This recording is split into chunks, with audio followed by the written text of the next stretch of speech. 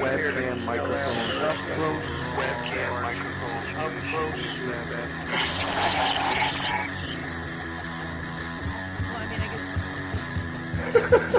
Wow. At the age of 19 in 1962, she was a... See, but I have the files.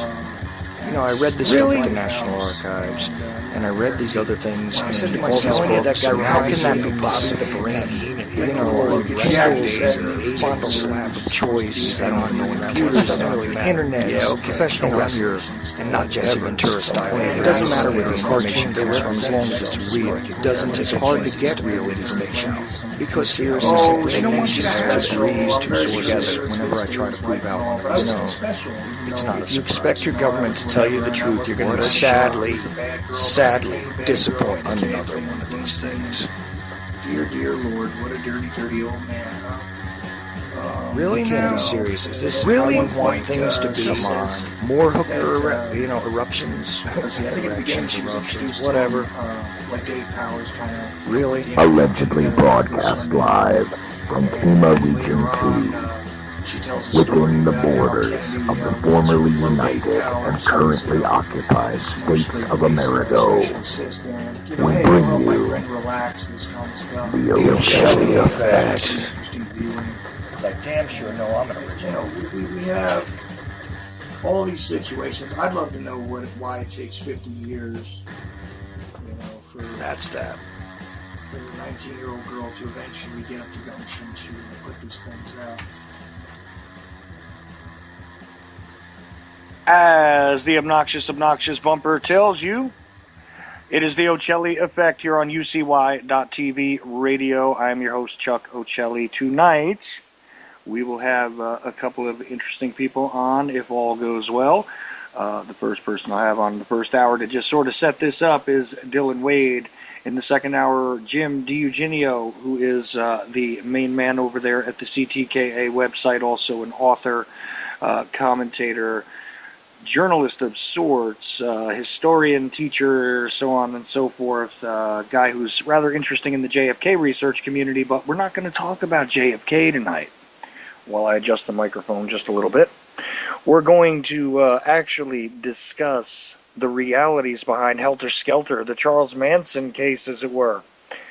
Yeah, I still find this one interesting, especially, from a social standpoint. I mean, there is a subculture of individuals that are very much occupied with the reality of the Manson killings, the Manson case. We still have the movies and the remakes of movies about the Helter Skelter narrative as it has been presented throughout time, and we're going to discuss the reality of that.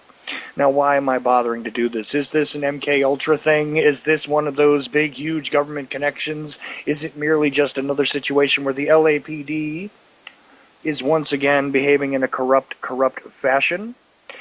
Oh, or is it all of the above? Is it something else? Is it misrepresentation? Is it judicial misconduct? Is it the prosecutors, authors, and all of the other, reality makers out there in Hollywood trying to present something other than the reality of what is?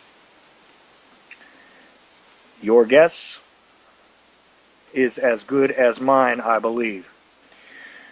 But then again, maybe not. I've actually got a lot of ideas about what it really means, what really happened here, and what the reality behind the case is. Dylan, are you with me? I'm with you. What are we talking about? Dylan Wade from The Truth Speaks. You can find him all over the place. A bunch of different networks, out everywhere on YouTube. You'll even find shows where he's appeared with me on my show, on his show, over on People's Internet Radio, blah, blah, blah, blah, blah. I don't even know where you're all at altogether, Dylan. I don't know where I'm at altogether, Chuck. That's okay. It's all right. You know what? I'm just going to ask you this question because you and I haven't really had this discussion before. We'll see exactly how deep I have to go because I always forget when I start to do a presentation like this because I've spent a lot of time reading about something or learning about something. It doesn't necessarily mean the audience understands it. So here's the deal. You've heard of Charles Manson, have you not? Yes. What do you know about Charlie Manson? He's in jail. Uh-huh. Sorry. That's it? Yeah, sorry. It's not something I looked into. No, no problem. You know what? It's one of those very weird things that's kind of an older generation problem. This is the sort of thing that happened just before I was born, actually. You're talking late 60s, early 70s, the sensationalism of the Manson family. We still have movies being made about this. We have the most successful, true crime book ever printed, actually, based on the case, allegedly, called Helter Skelter. I mean, you've heard that term before, right? Yes. So you know about the Beatles song and the connection to. I mean, do you know anything about the legend at all? No. Sorry. All right. Well, you know what? That you're gonna force me to do something I didn't want to do, but here we go. We're gonna go to Wikipedia. Okay, to give you the most basic nuts and bolts ridiculous answer as to who Charles Manson is. If you go to Charles Manson and you look at Wikipedia, here's what comes up. All right. In quotes, the Manson family, end quote. Redirects here for the 2003 film, See the Manson Family film. Okay. Charles Manson, born Charles Miles Maddox, November 12, 1954, is an American criminal and musician who led what became known as the Manson family, a quasi-commune that arose in the California desert in the late 1960s.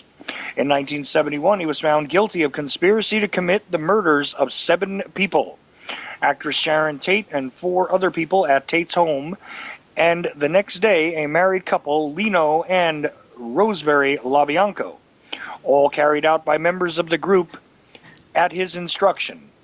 He was convicted of the murders through the joint responsibility rule, which makes each member of a conspiracy guilty of crimes. Okay, his fellow conspirators commit a furtherance in furtherance of the conspiracy's objective. Okay, and then there's a reference point for that, which gives you the law.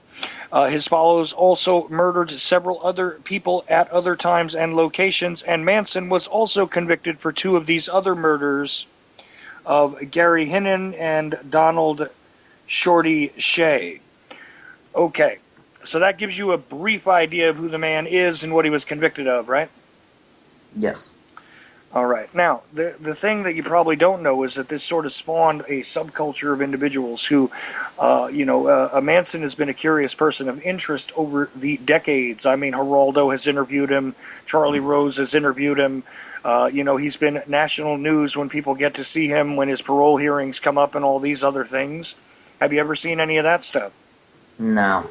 There hasn't really been anything about him since I've really been awake, I guess is the term. Well, not necessarily true, because only a few months ago, of course, he made news again because he got married while in prison. That I saw, but... Okay, but this guy's an interesting figure. Supposedly the death knell to the entire hippie counterculture, the peace and love generation having to give way to the violence and the unrest of the later 60s, the 70s having quashed the flower power movement, as it were. This is the narrative. Okay? Have you ever heard any of that? No. I'm sorry. Okay. Now, we're going to... The next paragraph in the Wikipedia entry is pretty interesting, and here's why. And here's what I'm going to debunk tonight if all goes well. Okay, Manson believed, and I'm reading from Wikipedia again, Manson believed in what he called, quote, Helter Skelter, a term that he took from the song of the same name by the Beatles. You've obviously heard of the Beatles, Dylan. Yes. Okay, Manson believed Helter Skelter to be an impending apocalyptic race war, which he described in his own version of the lyrics to the Beatles song. He believed the murders would help precipitate that war.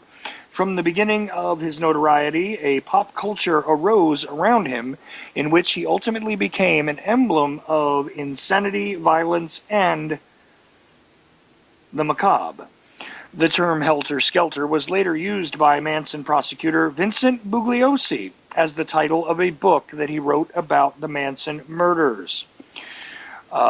At the time the family began to form, Manson was an unemployed former convict who had spent half of his life in correctional institutions for a variety of offenses. Before the murders, he was a singer-songwriter on the fringe of Los Angeles music industry, chiefly through a chance association with Dennis Wilson, a founding member and the drummer of the Beach Boys. After Manson was charged with the crimes of which he was later convicted, recordings of songs written and performed by him were released commercially. Various musicians, including Guns N' Roses, White Zombie, Marilyn Manson, have covered some of these songs. Okay. Manson's death sentence was automatically commuted to life imprisonment when a 1970 decision by the Supreme Court of California temporarily eliminated the state's death penalty. California's eventual reinstatement of capital punishment did not affect Manson, who is currently incarcerated at Corcoran State Prison. Okay. So, now you have a better idea why this guy becomes an interesting figure, right? Yeah, I think so. Well, he's a pop culture icon for more than one reason. Not only was he a singer-songwriter who was directly involved with, the Beach Boys, but also other musicians have picked up his music and covered it and things like that. You've heard of the Beach Boys, I bet. Hello? Can't hear me? I can now. Okay. Have you heard of the Beach Boys, Dylan? No. Never heard of the Beach Boys? No. Heard of Guns N' Roses? Yes. White Zombie? No. Marilyn Manson? Yeah. Okay. All right. Interesting generational divide here. I love it. But this guy is a subculture icon. Okay. Trust me when I tell you that. I just didn't know I had to go deep with a 101 on all this. Okay. Mm-hmm. All right. Now, here's the thing. This spawned the career of an interesting guy who was an LA prosecutor at the time. His name was Vincent Bugliosi. You ever heard that name? Yes. Where have you heard that name before? From you. From me. Interesting. Haven't heard it anywhere else? No. All right. Well, in that case, let's just go to Amazon and take a look at what Vincent Bugliosi has done. All I've heard from you is that you want to interview him.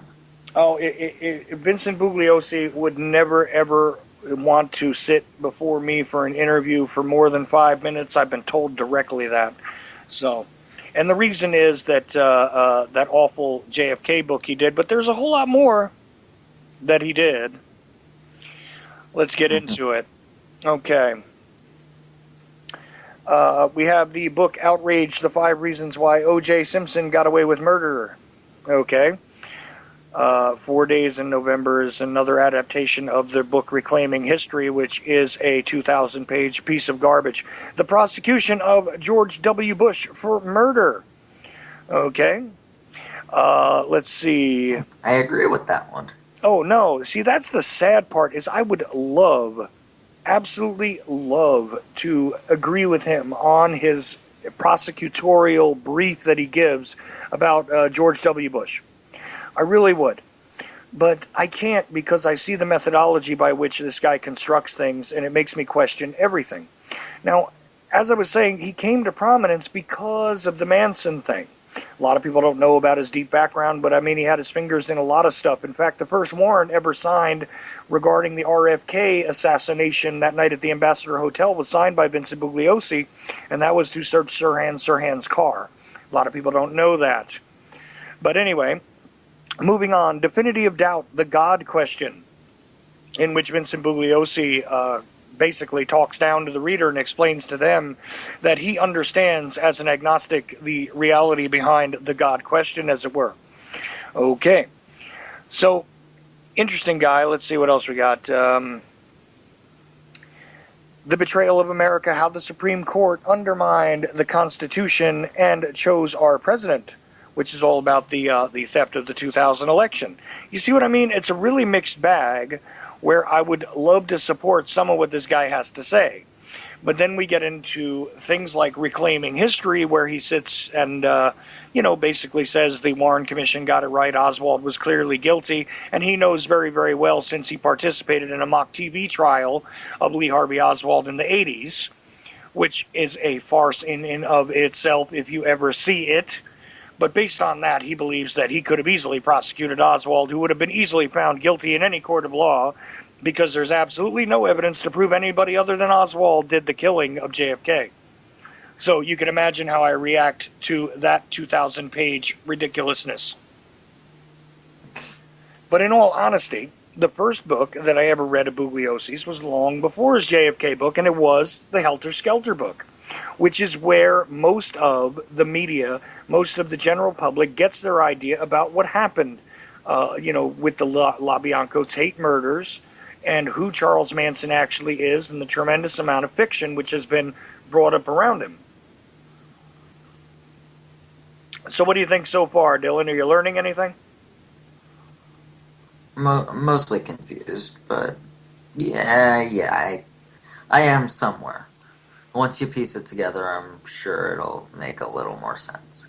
Well, the whole thing is that, most people who are, sane and relatively, fair-minded and have a sort of a moral edge to their character in any way, shape, or form would not seek to defend somebody like a Charles Manson, who is always, when you bring up murderers, and historically when people bring up mass murderers or serial killers, they always mention Charles Manson.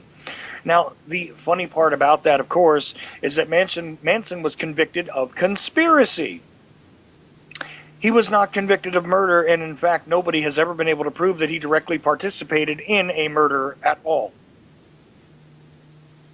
Allegedly, he commanded his followers to do so. How does that strike you? I still don't know. I'm still trying to piece it together in my head. Sorry. And you being a movie buff, you've never watched any of the Helter Skelter movies or the Charles Manson movies that have come out? No, I haven't. I'll have to check them out. I think you should, because it gives you an interesting idea. And again, I went into it with the idea that Manson was, clearly a nut who, who was out of his mind. He was a career criminal. The guy that taught him how to play guitar was actually a member of the Barker gang. Creepy. The guy's nickname was Creepy, actually, and was a blues musician and taught him how to play guitar while he was in prison with him. Okay. The Barker. Well, you know who Ma and Pa Barker were, right? Bonnie and Clyde. Yes.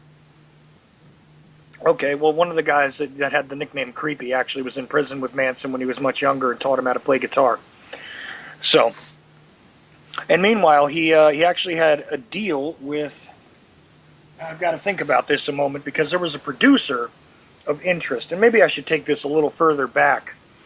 And, so you don't know who the Beach Boys are, so you don't realize that this is one of the pivotal groups of the 60s and 70s that, you've heard the song California Girls, maybe? No, I don't listen to a lot of music, Chuck.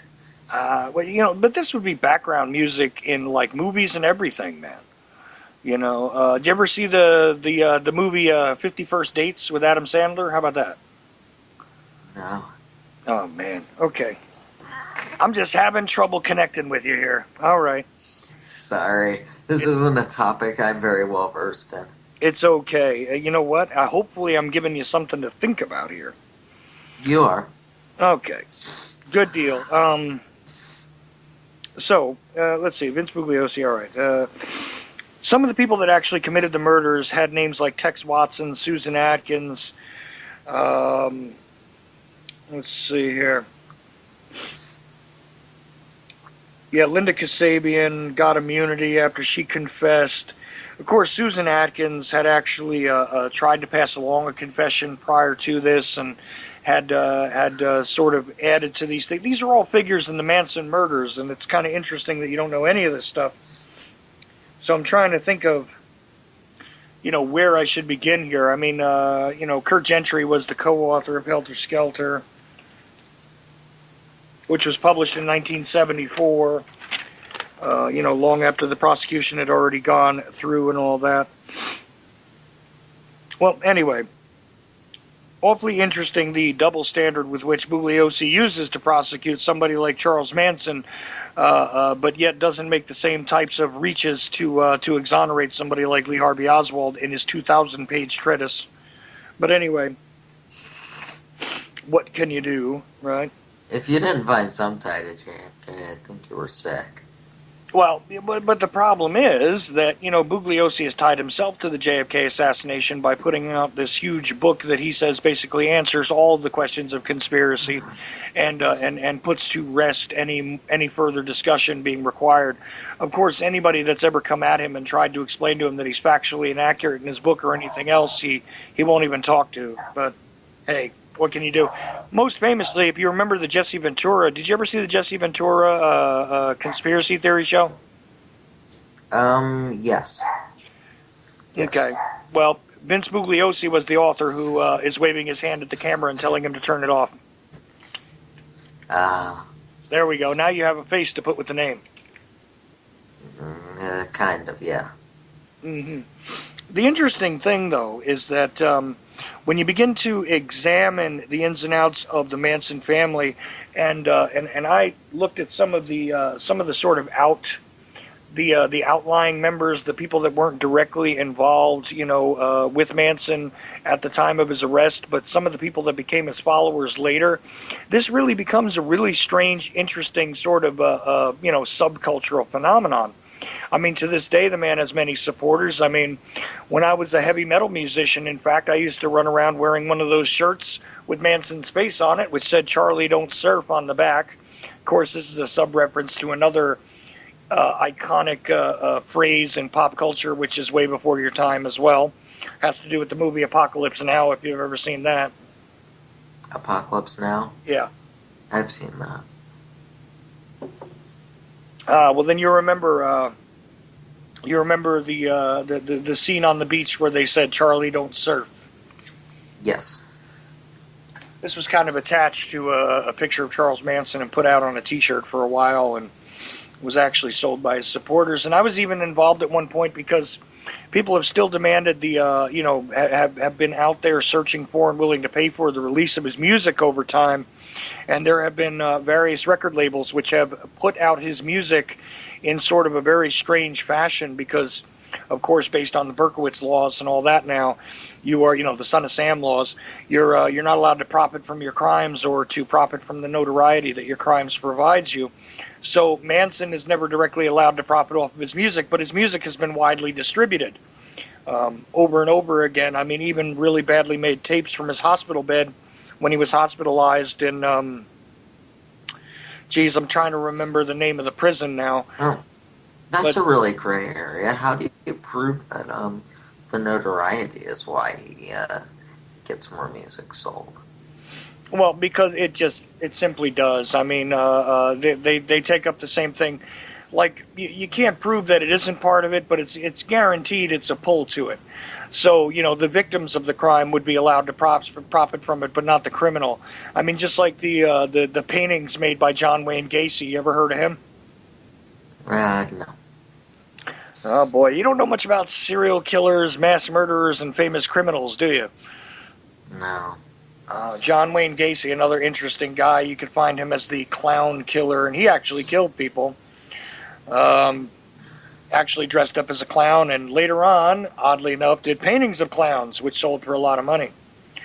But of course, any of these pieces of, memorabilia that come from any of these famous criminals always do generate a lot of money. So this is one of those things that's always part of the consideration.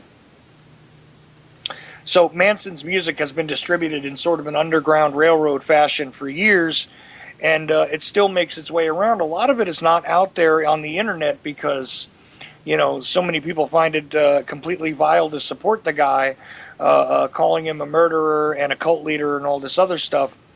But again, when you dig very, very deeply into what actually happened here regarding the case, and, you're going to have to simply take my word for it that it was a cultural phenomenon, a news phenomenon that that has resonated for generations. The whole Manson family murders, the LaBianco Tate murders. Have you ever heard of Roman Polanski? Yes. Okay, Roman Polanski's wife was Sharon Tate. Sharon Tate was one of the victims, obviously, in the LaBianco Tate murders. She was pregnant at the time. She was an actress, not really super famous, but, blown up as a celebrity. Right. So, what do you know about Roman Polanski, or just the name? Just the name. Oh, boy. Send me some research to do, or send me a list of people to research, and I'll do it. It's okay. I just thought that you would have a grip on this because, Rosemary's Baby's an interesting movie. You ever heard of that one? No. Oh, boy. I may be a movie buff, but I'm a new movie buff.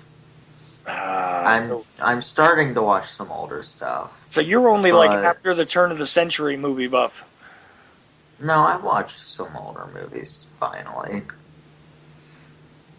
Well, there was an entire genre of occult/satanic movies that were very, very popular in the 70s and 80s. Of course, followed up by slasher films in the early and mid 80s. Right. I mean, you're aware of that genre of films? I've watched a lot of that genre. Okay. Not a problem. You gotta know the Rosemary's Baby. I mean, you've heard of The Omen. Heard of it, yes. They even remade that one, Dylan. How about The Exorcist? Yes, I know The Exorcist. All right, there we go. Most famous horror movie ever made. Well, see, you would think so, but then again, Helter Skelter is the most heavily sold true crime book of all time, and they made a movie, a TV movie, and then also, and only a few years ago, made a couple of different versions of the Helter Skelter story again. So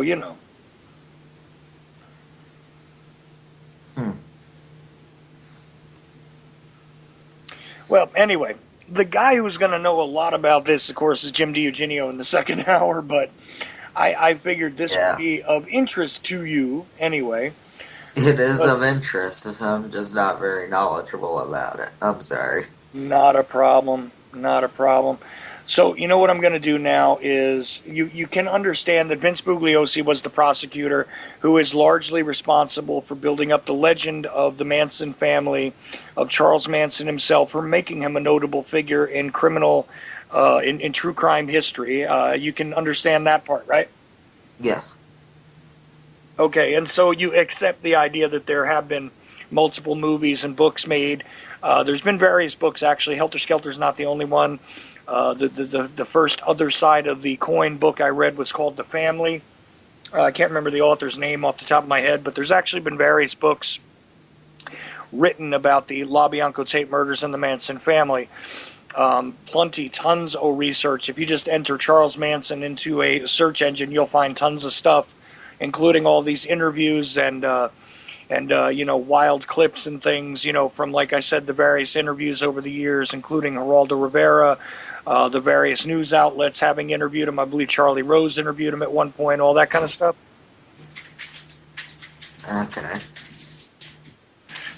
Okay. Well, let's go to another website, and we'll just continue on with what it was I wanted to cover. Because we're about a half hour deep, and in about a half hour I should have Jim D on.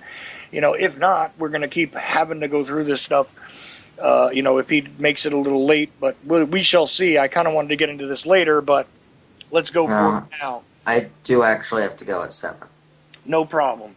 So this is from, ready, bewareofvincebugliosi.com. Okay. Was that started by you? No, it was not. Although I did start a letter writing campaign because Vince Bugliosi's book, Reclaiming History, was supposed to be made into a 12-part miniseries by HBO, and, of course, in conjunction with Tom Hanks and Plato. You told me about that. Right, and I mean, I literally spent a lot of time handwriting editorials to various, print newspapers around the country. Got very few published.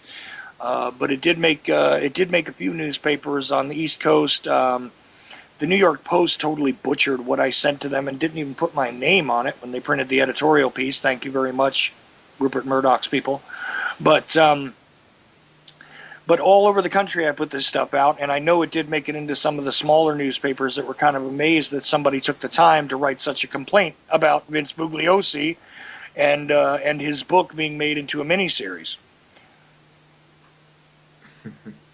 See, I wanted to get Tom Hanks and Gary Getzman's attention to let them know that they were basically pushing a false history even further. And look, if people really want that old crap, they can just go get themselves a copy of the Warren Commission report, and save themselves about another 1,500 pages of reading and headache. And besides that, Vince's book was rather boring. I fell asleep various times trying to read it. Anyway, all that criticism aside, yeah, that's not the end of your criticism. Oh, it's not. But just to not have it so that I rant for an hour about it. Beware of Vince. And I could. Beware of VinceBugliosi.com. Okay, this is directly from that website. The heading is, The Legend. For decades, Vince Bugliosi has been considered to be a hero of sorts.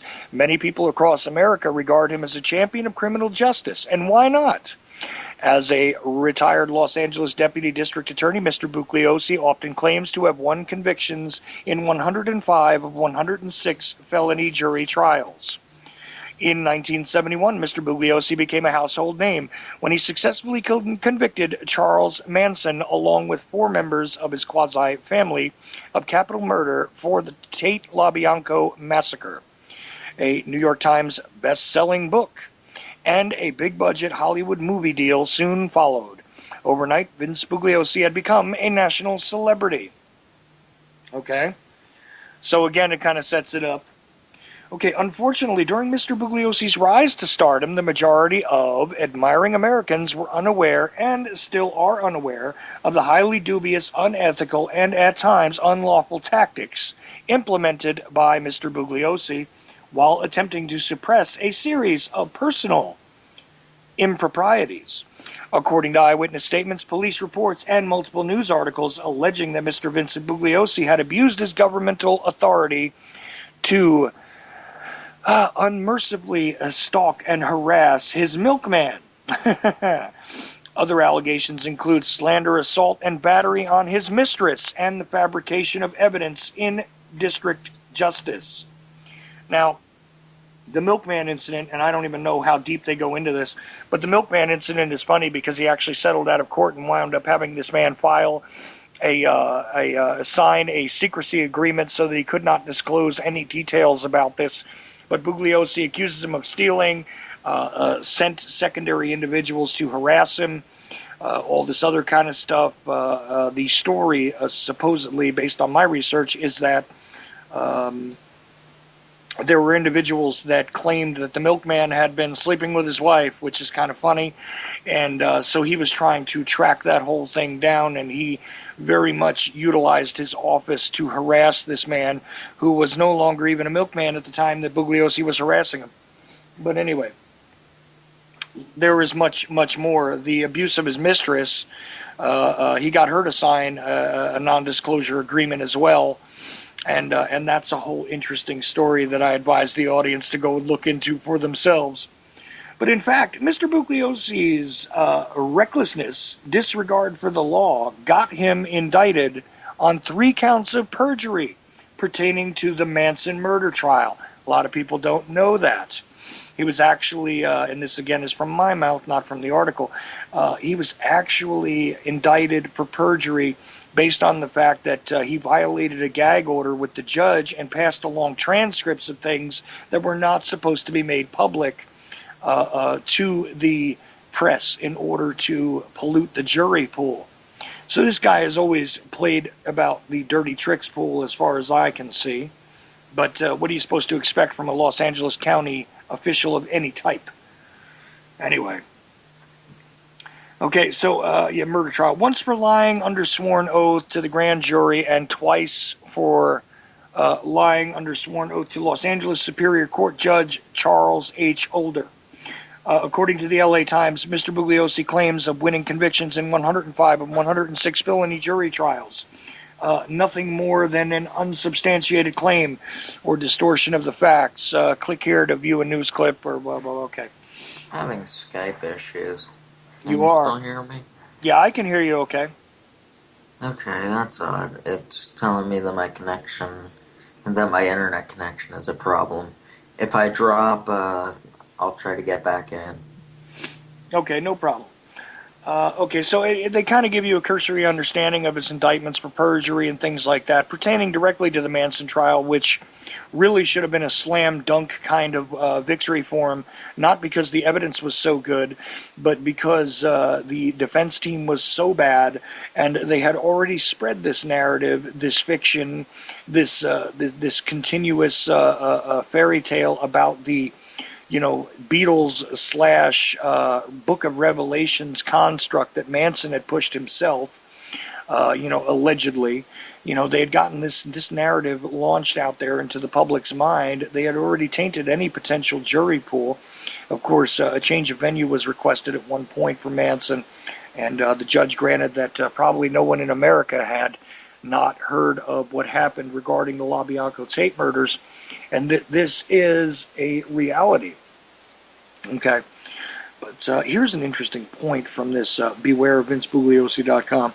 As a sworn officer of the court who repeatedly exhibited such narcissistic antisocial behavior with extreme contempt to the very laws they are sworn to personally uphold, is the epitome of an untrustworthy scoundrel and should be publicly rebuked and shunned from the very society they were entrusted to protect.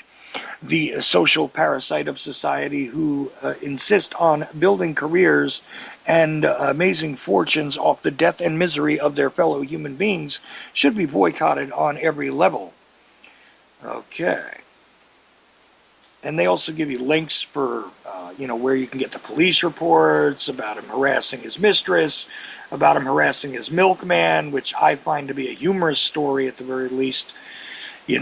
All good stuff, ladies and gentlemen. Vince Bugliosi is at the very least a dubious character, and somebody that not only because I've gotten crap from people about this, like, why is it that, you attack somebody like Bugliosi? I've gotten this kind of crap on the internet. It's just because he disagrees with you regarding the JFK situation. But if you read that book and you understand exactly how far this man goes in order to demonize individuals, in order to twist facts, in order to obfuscate the truth regarding evidence and everything else, and knowing that this guy was a lawyer, was somebody who was a prosecutor, knowing that he knows full well what the laws of evidence are, okay? All over the place. Guess what? You get to learn that maybe, just maybe, when you look at the this legend which has been built up around the Charles Manson character, as it were, in American culture, pop culture, subcultures, all sorts, when you take a look at that, it makes you wonder exactly what the origin was, exactly what the problem was here. Was Manson actually guilty of anything? Do we have this highly dubious, conspiratorial, cult-like atmosphere which is being run by a megalomaniacal individual that they actually attempted to, compare and contrast with Adolf Hitler at one point in the American media? Meanwhile, this guy is probably nothing more than a hapless musician who just sort of, through his own charisma, gathered people up. And guess what else? There's all sorts of evidence for drug deals, and drug deals having gone wrong, and famous people not being dragged into it, including, Terry Melcher, who did know Manson, who was a music producer, who was also associated with the Beach Boys, happened to be Doris Day's son, if I remember correctly. So Doris Day's son, Terry Melcher, who was a music producer who had actually lived at the Tate murder scene prior to Polanski and Tate taking over that residence. He was living there with a rented place before there, so Manson had been to the place, and Bugliosi has seized upon this to tell us that Manson was well familiar with the entire layout of the grounds because he had been there once. But what Bugliosi does omit continuously is that Manson was kind of ensconced in a fringe way with a great deal of the music scene, which was there in the canyons in L.A. at the time. I mean, he was in close proximity to people. Very few steps of separation, very few degrees of separation from himself and people like Mama Cass and Papa John Phillips and all this kind of stuff. And I know this seems like a ridiculous thing to bring up, but it speaks directly to the corrupt nature of what goes on in California. It speaks directly to the corrupted judicial system. The prosecutors, exactly what they do find in a court of law is not necessarily, part of the reality. And a guy like Bugliosi has built his career literally on the blood and misery of others. And the simple fact that he disagrees with me about a few things is not the reason why I scorn this guy at every opportunity I get. Now, I mentioned the whole, deal about Bugliosi and the Tom Hanks thing and all that. Now, let's see. I did have it up here. Ah, there we go.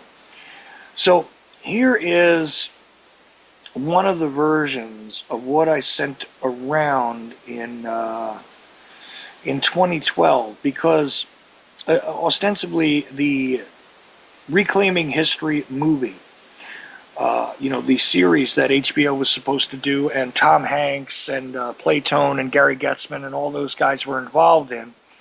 The reason why I was protesting against it is because I really didn't want yet another generation to be inflicted with this nonsense. Explaining that, look, the Warren Commission had it correct after all, and all of you conspiracy theorists out there are just theorists. None of you have actually sought out any true facts or relative information that makes any sense regarding the assassination. I know that this is a very small issue to a lot of you, but this is one of the things that I was doing before I was doing a radio show. I wrote. Quite often I did not write under my own name, but in this case I did. And I encouraged others at one point. You can find evidence for this on the internet out there, that the guy calling himself the Blind JFK Researcher, which is your humble host, was out there trying to encourage everybody that I could to write letters to every publication that we could in order to register our discontent for the idea that there would be a major production. Now, at the end of the day, what happened is HBO did not run this for the 50th anniversary, which occurred in 2013. They didn't.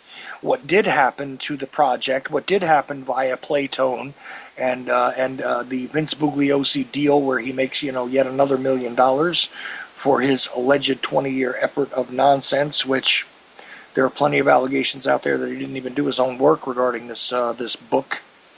You can look into those yourself if you like. And the authenticity of his workmanship regarding being an author is also questionable.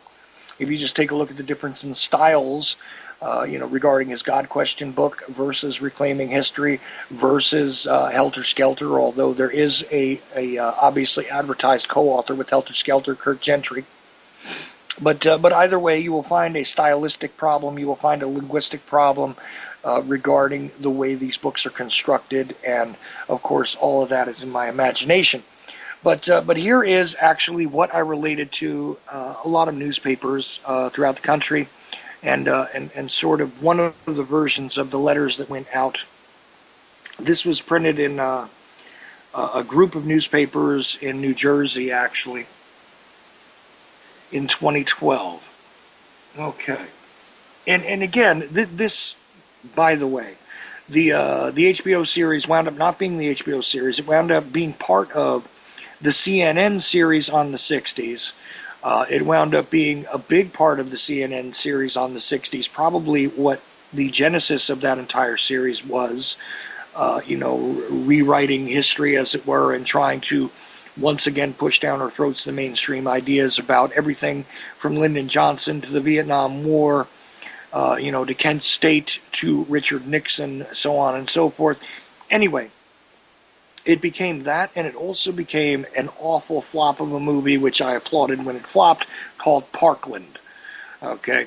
Which, of course, Jim DiEugenio, who should be joining me in about 15, 16 minutes, Jim DiEugenio wrote a book called Reclaiming Parkland. So let me really quickly try and read to you what it was that I wrote to the newspapers, at least one of the versions that went out there. Okay, so the headline of the op-ed piece is Planned Documentary Loses Grip on Reality. The USA Today ignored my statements about the murder of the 35th President of the United States and the subsequent media coverage and cover-ups to be visited upon the American public as an upcoming falsehood produced by Tom Hanks and HBO. Despite the print media's natural desire to profit from tragedy, gotta love that, and USA Today's publication of a mostly pictorial piece of unenlightened history regarding JFK and recruiting editorials from readers in support of a general smear campaign against our slain president, they are unwilling to point to the truth, or print the truth, excuse me. The impending mutilation of historical reality concerning the assassination of President John F. Kennedy to be perpetrated by Tom Hanks and his production entity has gone, has been neglected by most authors and media outlets. This is disturbing to citizen researchers and all Americans desirous of the truth and an adequate explanation for the events that led to and surrounded the violent removal of the legally elected leader of the free world, gunned down in broad daylight on the very soil he was chosen to govern. To be kind, I would say our government and the media have both been reluctant to allow daylight to find its way to the dark and dirty secrets that may yet lead us to the ugly truth about our collectively denied right to keep the leader we elected in office and breathing despite seemingly unpopular or controversial actions. Okay, the forthcoming horror solely based on the readily discredited more than 2,000 pages of abomination authored by ego-driven former prosecutor Vincent Bugliosi entitled Reclaiming History. The more than $1 million to be received and more than 20 years he claims to have invested in research into the wholly cumbersome volume of disinformation will climax in the increased insult to truth delivered to us in the 10 to 12 parts by the obviously oblivious Hanks on the same network that vomits forth Boardwalk Empire as if it were poetic history. The realism of this repulsive display of defective historical perception will be more akin to Fraggle Rock than a truthful illumination of a watershed event in American history. Yet again, our collective consciousness is victimized to support one of the greatest lies smeared generation after generation on the soul of our nation. The lone gunman who robbed us all and murdered our leader by luck of the draw. Literally dozens of errors in known fact and blatant omissions to bolster the author's conspicuous desire to persistently support and affirm the antique fairy tale conclusions propagated by the 1964 Warren Report are evident in the thousands of pages academic studies and research by a chorus of credible scholars and experts in various fields. There are easily acquired to demonstrate the factually void propaganda of reclaiming history, and yet Hanks secures it for a miniseries. I was just reading through the article I had published. How you doing, Dylan? Good, sorry, man. No problem. The thing dropped. No problem. I needed a sip of coffee anyway, so I'm glad you came back. I was just reading How did I know it would go back to JFK with you? Well, because I'm explaining why I attacked the guy. It's not simply because he disagrees with me. But this guy, perpetrates a whole lot of different fairy tales on the American public, and people base things on his books. Movies, miniseries, TV shows, and I'm teasing. I'm messing with you. no problem. So here it is. I'm almost done because again, this is from the 2012 article. The vulgar commentary of Hanks and his Hollywood henchmen, in conjunction with the silence from the media on this outrage, prompt me to ask three questions. One, will mythology continue to be admitted into evidence on the public record, masquerading as historical accuracy without a legitimate harsh critique? Two, does prosecuting Charles Manson and profiting from it entitle a lawyer to acquire another small fortune, pushing lies to the American public about a national tragedy? Three, did Forrest Gump really read the book? So, and of course, I tail off in that article by saying, I guess we'll see in 2013 if HBO follows through with its crime against reality. But, of course, they did not, as I said. This turned into the movie Parkland. This turned into the miniseries on CNN called The 60s.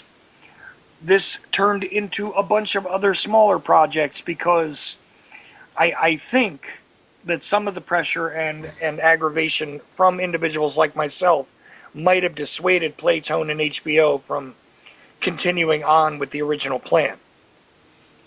So anyway, Dylan. Chuck. So are we getting an idea of why I'm saying what I'm saying? Yeah, I get it. I'm just messing with you. No problem. And again, I point back to the LA prosecutors and how, as crazy as it sounds, they start to make me believe that Charles Manson is not the individual that has been, represented to us as the public. That possibly, and this is where it kills me because I watched, the OG, you know who O.J. Simpson is? Mostly by name. Mostly by name. Well, you know about, the criminal case and how he was acquitted in the murder of his ex-wife, Nicole Brown Simpson, and Ron Goldman? Yes. And then you're aware that in a civil trial he was found liable for their wrongful deaths? Yes. And that he later got convicted of something. Right. Later on in Vegas, he gets convicted in an armed robbery thing. But here's the funny part. As much as I have always believed that, Manson is obviously guilty and OJ is obviously guilty, when you start to put it all together, when you start to look at the reprehensible, ridiculous, contemptuous, and absolutely horrendous behavior of law enforcement, regarding the LAPD, regarding the LA prosecutor's office, that alone should be enough to get people to look at stuff like the RFK assassination. That alone should be enough to get people to look at everything that has come out of Los Angeles County, for the past, 50 or 60 years. And at this point in time, I'm convinced that Manson probably should not be in prison. I'm convinced that a couple of the members of the Manson family who stayed in prison, one of them virtually until they died not too long ago, and others probably should not be in prison. Didn't they confess? Well, no. No, Manson never confessed. There were two confessions, to the best of my knowledge, and I got to be honest, I'm not really well schooled on what Charles Tex Watson did. Tex Watson should be in prison. This is a guy who was all speeded up and just went berserk and definitely did a lot of the crime, But there are people that that slaughter their whole families that don't wind up in prison this long. And Manson is very likely somebody who is more a victim of the system because they wanted to keep a lot of prominent names out of the news. They wanted to keep, a lot of that dark nexus of stuff, that sort of, unwritten contract that went on out there in Los Angeles regarding, the drug trade, regarding celebrities, regarding allowing certain people to get away with things. And gee, isn't this an interesting lesson regarding exactly how corrupt the system has become everywhere? But in Los Angeles, they are the trailblazers. Oh, L.A. and New York. Yeah, but see, as crazy as everybody thinks New York City is, I have never seen this disastrous, like every one of the major events, every one of the newsworthy, noteworthy events that occurs in Los Angeles, you can't find a clean prosecution. You can't find an incorruptible, more than 2 cops at a time, are the exemplar of what's wrong with the system everywhere. Even more than New York City. New York City is like, New York City is like, an actual house of justice compared to what goes on the West Coast. Oof. That's a really scary thought. But it really is. I mean, take a look at every major event that occurs, and Los Angeles County prosecutors, Los Angeles County, or LAPD is involved. Tell me where you can find a spot where these guys are doing their job, doing the right thing. Go ahead and find it.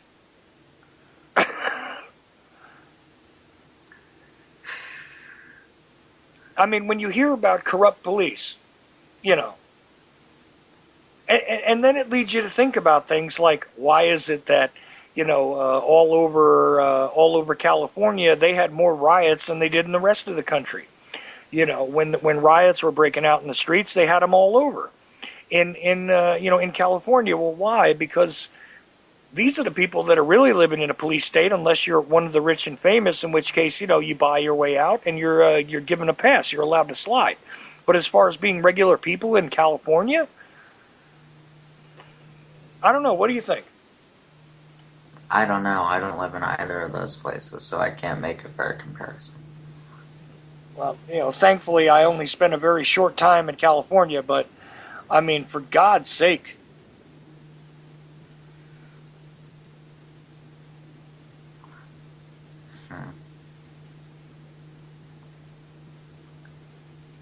Well, anyway. Did I lose? What's that?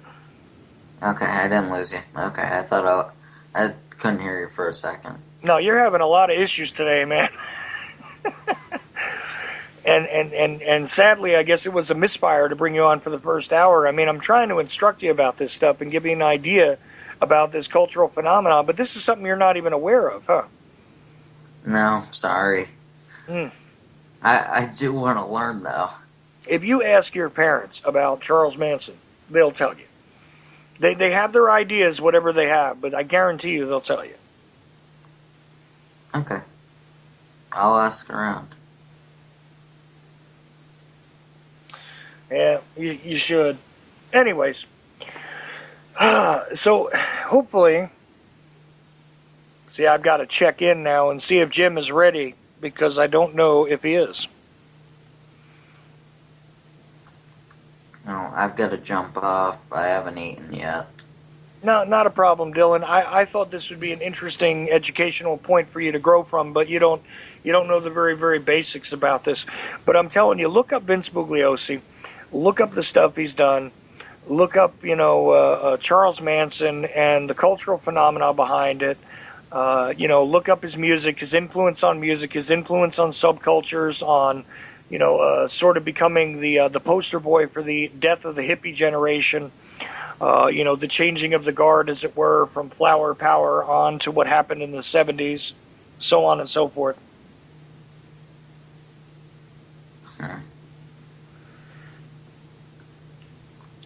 So anyway, also, by the way, the phone lines are open tonight if anybody wants to call in, 718-717-8296. If you got any comments you want to make about this or discuss any of this kind of stuff, we can do that too. I'm still waiting for Jim DiEugenio to return my message. So he should be on momentarily. All right. See ya, Chuck. All right, Dylan. You have a good night, sir. And I'm telling you, look this stuff up, man. You will find at the very least an entertaining look at American pop culture and subcultures. You'll be able to look at things in a new light. And you need to know who the Beach Boys and the Beatles and everybody else are to get this. But I know who the Beatles are. thank God. Thank God for that. Okay. All right. All right. Take care, brother. You too. So, yeah, Dylan is young. He's only 16, so I guess this kind of stuff doesn't make a lot of sense to him. But that's the way that goes. Meanwhile, Jim DiEugenio should be with me shortly, and I'm very, very sure he's got a lot to say about this. He wound up writing, that's wonderful. There I go, tripping over my tongue again. He wound up writing a series of articles and has done a lot of presentations regarding the abominable work of Vince Bugliosi in reclaiming history, and of course, wound up turning it into a book of sorts called Reclaiming Parkland, which again is about sort of trying to set the record straight regarding the JFK assassination. But it's my argument that the Bugliosi thing goes a lot further than that. I mean, this guy has tackled everything from, as I said, the stolen election in 2000, which I do agree with him for the most part on, but it begins to make you question things.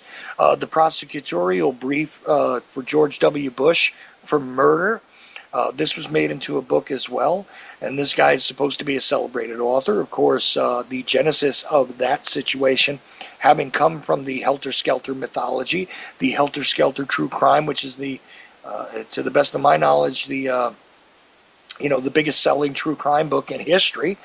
But you know what? Does it get us to the truth? And what happens regarding when the media seizes upon a legend as opposed to the reality of a case? What happened to evidence and people's ability to have a fair shot in court? A guy like Bugliosi never does give anybody a fair shot. And of course, having been a prosecutor, what do I expect, right? But the thing is, this guy is lauded as a hero in a lot of circles, especially in conservative circles, although he made a lot of people very angry with his treatment of George W. Bush. So anyway, still not getting the return on my message from Jim DiEugenio, which means I just may have to go at this myself. Hopefully Jim will be getting to me shortly because, the thing is, he is in California. And, he's from Los Angeles. And as I said before, is also the guy who runs CTKA.net, which is Citizens for Truth in the Kennedy Assassination. But this is not the only thing he concerns himself with. He also does movie reviews over at consortiumnews.com. He's also had a lot to say about the assassinations of RFK, MLK, and Malcolm X. In fact, books published by Jim DiEugenio, first of all. Destiny Betrayed in its original form in the 90s, and then I believe it was in 2013 republished again in a completely new format, absolutely as a new book. So the second edition of it is really a completely separate volume in reality. Mostly focusing on the Jim Garrison investigation, which is the only attempt to prosecute anyone in the JFK murder. Lee Harvey Oswald was never prosecuted, just for your edification. But the attempt to prosecute Clay Shaw by Jim Garrison, who I've mentioned many times on this show, and in fact, the first show I ever did on the air, which is, just a little over a year ago, actually. My first guest on this show was Joan Mellon. That was actually February 15th of 2014, believe it or not. February 14th, I actually opened up the mic and did Against the Wall, substituting for JJ, and had everything in the world go wrong, and I was really nervous, and boy, oh boy, I hope that thing has disappeared from people being able to find it, because it's absolutely awful. And I was completely uncomfortable, unprepared, but sort of wanted to be a team player here at UCY. And by the way, since we are just past the top of the hour, I want to thank everybody who has decided to tune into the Ochelli Effect on UCY.TV radio tonight. Always try and ID things at the top of the hour when I think of it. There are some other upcoming guests, and I'm going to tell you something.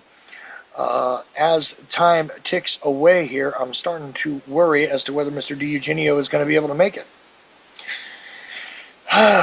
Interesting, because I wouldn't have promoted his appearance had he not said he was coming. So,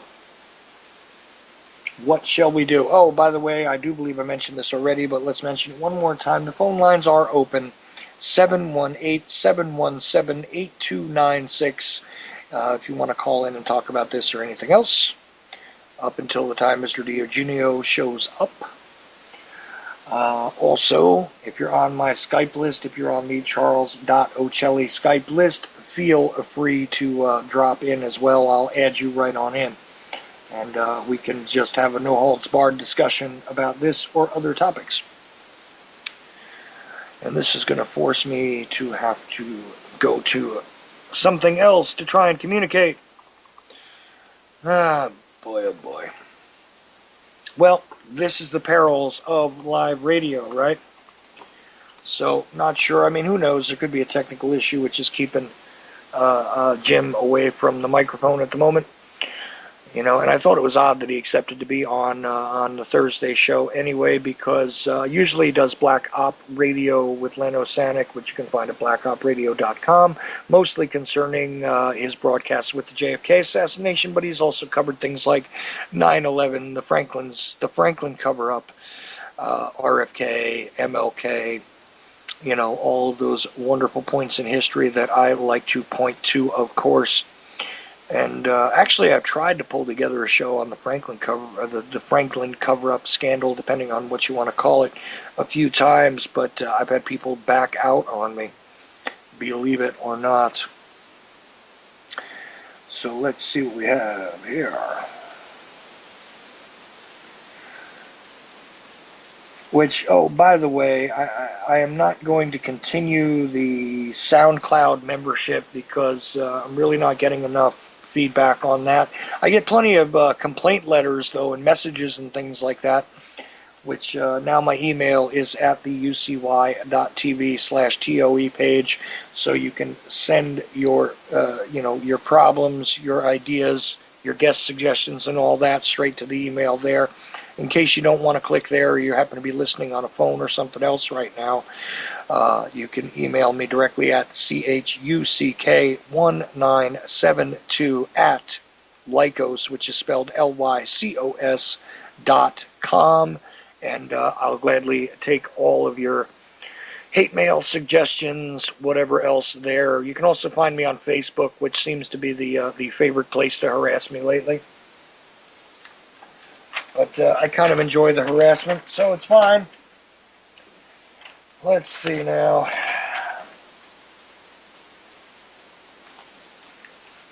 Well, don't know why Mr. DiEugenio is not responding to me. Let's talk about a couple of upcoming shows while I try and type and recount who will be coming up soon anyway. On the 21st, oh right, yeah, Greg Carlwood is supposed to come on the 21st. He is from the higher side chats, as it were. Let's see who else we got. On the 26th, right, so 21st is Saturday actually. Alrighty then, so on the 24th, Roger Landry and a surprise guest, which, by the way, if this man doesn't show up, that'll be his third strike. The surprise guest in the second hour on Tuesday, if he doesn't show up, that'll be his third strike, and I'm not going to bother promoting him, his stuff, or anything else anymore. You can essentially go to hell, even though I know you listen to my shows, Mr. Drummer Boy. And if you don't want to show up, then don't agree to show up, and that'll be fine by me. I don't need to waste my time with guys like you. Okay, so on the 24th, that's right. So the 26th, we got Frank Gregory Ford will return, and we're going to have discussions about what's going on regarding the whole investigation into the CIA and military torture programs, the progression of his court case, regarding being the only intelligence operative in American history that I know of to have actually been renditioned and survive. We will be revisiting that for 2 hours on the 26th. And on the 28th, John Barber will be back for part 4. John Barber, of course, is the guy who created Real People, who did the Garrison tapes, who has actually been an actor and comedian for many years, and is just a really fascinating, wonderful guy to have on. I love having John on. As a matter of fact, I think that was the first show that they did on the Ochelli Effect Rewind on Monday night. So, there you go for that, and that lets you know what's going on there. And I am still not getting a response back from Mr. DiEugenio. So this leads me to have to go forward myself, doesn't it? Anyway, let's get back to it. See, it's kind of sad, because if you go to the book, and this is what I was going to talk to Jim about, if you go to the book on feralhouse.com, and you take a look at the Reclaiming Parkland book, which I do believe was published by Skyhorse, which, of course, I've got all sorts of issues with Skyhorse, but anyway, regarding what he published there, there's actually a couple of things that the publisher elected to take out of the book. And let's just take a look about it. Okay. Now available for book trade. Where is it at? Okay. Reclaiming Parkland, right. Reclaiming Parkland, Tom Hanks, Vincent Bugliosi, and the JFK assassination in the New Hollywood, which originally was done as sort of an internet series of articles. I believe it was done in 11 parts, which is something that you can find in an audio version at Black Op Radio if you look for it hard enough. Although at this point in time, you might actually have to buy his archives to get it, because he only has the 2014 and 2015 seasons up on blackopradio.com for archive listening and all that. Anyway, back to it. Conserves the massive faults inside the huge 1,800-page book by Bugliosi, Reclaiming History, and its trimmed-down version called 4 Days in November. Right, as I said earlier when I was looking over his Amazon authors page, 4 Days in November is the abbreviated version of that monstrous cinder block of a boring book that he put out, like I said, attacking everybody who had anything to do with, attempting to expose the truth regarding JFK and the research and all that stuff. Anyway, which has been republished once again as Parkland the Movie. Right, the tie-in edition. I don't know what that is. But anyway, Parkland, yes, the Tom Hanks produced movie about the JFK assassination that leaves the New York Times musing. The film offers no new insights, theories, or important information. You're left wondering why it was made, and yes, I am definitely one of those people who was left wondering why it was made. An absolutely bore fest of a movie that offered nothing of interest or substance, except, again, to prop up the Warren Commission's original conclusions. Here's why and this is back to the article here, here's why the film and its book were made on the 50th anniversary of Kennedy's murder. The crazed lone gunman crowd wished to slam the door shut on any and all troubling questions regarding how the president and how the accused assassin were murdered, despite massive evidence to the contrary, and even for them, the troubling fact that a congressional investigation concluded JFK was killed as a result of a conspiracy. You've got stuff like Parkland coming out. Now, of course, they're talking about the House Select Committee on Assassinations, which convened in the 1970s, which, was not only concerned with the JFK assassination, but was also concerned with the MLK assassination, and went on for some years. Both of them in subcommittees and all of this kind of stuff. They had recruited investigators and experts from all over the country, and they did absolutely conclude that not only was John F. Kennedy to a 93% certainty the victim of a conspiracy, but so was Dr. Martin Luther King Jr. which of course was again sort of established once again in 1999 when the civil case went to court in Tennessee, and of course the wrongful death suit that was brought by Dexter King and others, because of course again it was a lone nut named James Earl Ray that was supposed to be responsible for the murder of Dr. Martin Luther King, despite the fact that there was a great deal of evidence to the contrary, and the fact that again you had an even more impossible shooting feat than anything Oswald could have possibly accomplished according to the official record.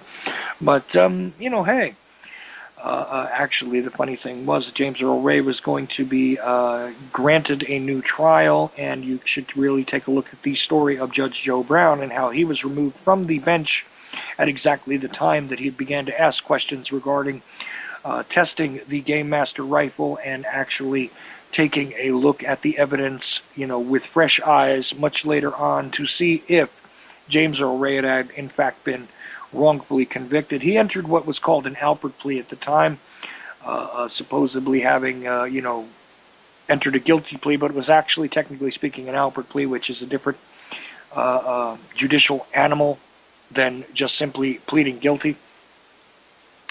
And you really have to look into the specifics of that to understand that, and I don't want to go into it now because I don't have, my Black's Law dictionary in front of me and all that. But, yeah, you can take a look at what they did to Judge Joe Brown. And yes, I do mean that same Judge Joe Brown that made news last year and was an interesting television figure and all that kind of stuff. But actually, a guy who had no sort of reverence for Dr. King at all, but was simply interested in justice in general when he was, there in the Memphis, Tennessee area as a judge, as a sitting judge. And after Judge Battle had passed away, with the motion for the new trial of James Earl Ray being on his desk, of course, Judge Battle passing away at that time, it was passed along to Joe Brown and should have been automatically granted based on the fact that the sitting judge, who was in the midst of consideration of such motion, what is normally done in this case is that it is automatically granted, due to the death of the sitting judge. This guy died, with this motion sitting on his desk, and of course, they squashed that. And later on, of course, like I said, the action by, Dr. William Pepper, and yes, Dr. Pepper, I know that's funny, but take a look at Dr. William Pepper, and he's a barrister and also a licensed to practice law in the United States and a barrister in England. Interesting figure as well, along with Dexter King and other members of the, the surviving King family. They actually found that not only was the government, but criminal elements, locally based in Memphis, were also responsible in the death of Dr. King. So take a look at that. There's actually a book which is kind of hard to get called The 13th Juror, and there's a couple of books with that name, but there is a 13th Juror book out there, which is concerned with the MLK murder, which actually provides you with a transcript of what occurred in that courtroom. It was also for a time up on the Martin Luther King site, the foundation site, but has since been taken down. But the book is still out there if you're really interested in that. Anyway, but both of these things during the House Select Committee on Assassinations were both found to be the result of a conspiracy, and kind of leaves the official government conclusion in an interesting place, because the first government conclusion via the Warren Commission was that a lone assassin was responsible, and of course we know a great deal more today. But you have a lone assassin, but still the lone assassin is responsible, but still the result of a conspiracy. The resulting final analysis here is that both standings are considered correct in the official record. Anyway, I urge everybody to think about this stuff when they put into context the idea of trying to seek a new investigation into 9/11 and begging the official, the official arms of government to reinvestigate themselves once again, because this is the kind of result you end up with. ambiguous, innocuous, and generally limited hangouts that are more than rife with wastes of time of all sorts, of course, and the guy who ended up running the House Select Committee on Assassinations immediately went out and published his own theoretical book trying to absolutely pin the mafia to the top of the individuals that were concerned with the conspiracy to murder John F. Kennedy, which, of course, is a misdirection and a distraction in and of itself. Anybody who believes that the Italian mafia could wield the type of power that would be required to continue on the cover-up, to actually pull off all of the wonderful anomalies, to put the agencies of national security, the FBI, the Secret Service, every single judicial branch that could have possibly intervened here, the CIA. If you're telling me that the mob has control of all of that, then I tell you now that I would like to go and join with those fellas, because they seem to run the world. So, if you think that the mob runs the world, good luck to you. But it doesn't, and it doesn't make any sense. These guys were not the string pullers; they may have been the mechanics. Anyway, back to this article that I almost completely forgot about that I was reading from. All right. Not only does DiEugenio's Reclaiming Parkland look into the false and ignored information from Bugliosi, he also checks out the obscured history of Hollywood. Wonder Man Hanks. Unfortunately, the published Reclaiming Parkland, still a necessary read, removes crucial material needed to understand the character of both Hanks and Bugliosi. Care of DiEugenio's friend and agent Ken Levine, we now have this material, and 3 PDFs of there are attached below. This is all actually stuff which was redacted from the book, and like I said, it's at Feral House. And you know what? I'm going to try and grab it and see if I can throw it into the chat room, which I haven't been looking at. Sorry, guys. But of course, as I said, this goes way beyond the JFK assassination. There are various cultural issues, media issues, which are inspired by the works of individuals like Bugliosi and Bugliosi himself. The sort of controlled opposition, that that Bugliosi provides regarding George W. Bush and the prosecution for murder. It causes me to question that. It causes me to believe that, maybe I should re-examine the Bush situation, because Bugliosi is obviously going to mislead us away from the reality of the most horrendous parts of what occurred there and what really is prosecutable. Sort of like to provide us with the wonderful straw man so that we can beat up on that instead of actually getting to the true criminal characters, right? So this is a wonderful thing that he does, and I think that he might have done this in the case of Charles Manson. It causes me to start to believe that a guy like Manson may have been absolutely framed with, I don't know. I don't know for sure, and I've done some research on this, and like I said, actually spoken to Manson personally. And, it's not hard to find anything that he said to me out on the internet nowadays. There was nothing really truly unique about our conversation. It was very brief and all that. And, at the time, I got to think back to the name of the prison, but it was this big old pain in the neck thing, and I had to take a collect call at a certain time of day, and it was big old pain in the neck. Somewhere around here, I do have a recording of that. I think it's only about 10 minutes long. And it was the only interview of Manson that I ever attempted to do, where I didn't get to ask many questions. There was a lot of miscommunication between us, a lot of noise on the line. So it's not exactly something that's marketable or really great. I'll try and get it together and clean it up and put it out there one day. But it really didn't create very much of a... Didn't give us anything unique or interesting regarding his character. I was fascinated by him because of the legend that was produced, though. And the fact is, Manson never killed anybody. Well, let's just say this. In the cases where he's convicted, he didn't kill anyone. He's convicted of conspiracy. Now, why is that interesting? Well, again, Bugliosi found it rather convenient to further his own career, to build a fortune on the conviction of a guy who was essentially, a fringe member of society that, had connections to so many famous people that very clearly, if you take a look at, a lot of the events that led up to those two nights, those two nights of terror that supposedly gripped the nation. There was a lot of drug dealing that went on. There was, and a lot of these celebrities and sort of the hangers-on of celebrities involved. So a lot of that stuff needed to be covered up and pinned on a guy who effectively had a small, charismatic sort of gathering of individuals that he created based on his own personality and his own skills.